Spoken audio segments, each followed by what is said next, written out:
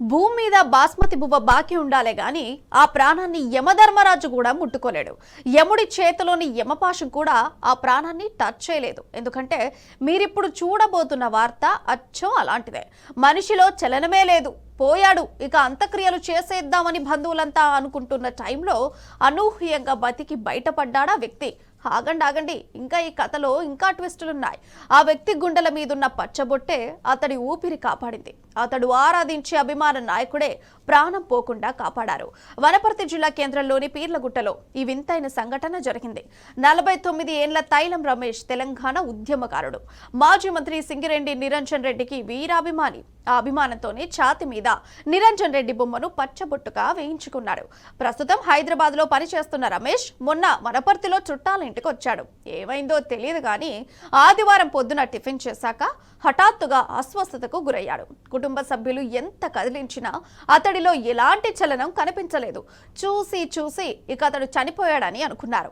బోరున ఏడ్చుకుంటూ అంత్యక్రియలకు ఏర్పాట్లు చేసుకుంటున్నారు.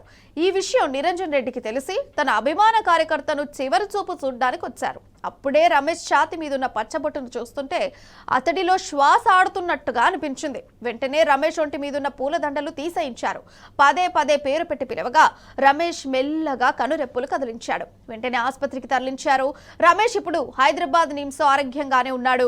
చూసారా, పిండం గట్టిదైతే గండం గట్టెక్కేస్తారు. పీర్లగుట్ట డబుల్ బెడ్రూమ్ దగ్గర నిన్న తైలం రమేష్ చనిపోయిందని చెప్పి సమాచారం ఇచ్చిండ్రు నాకు.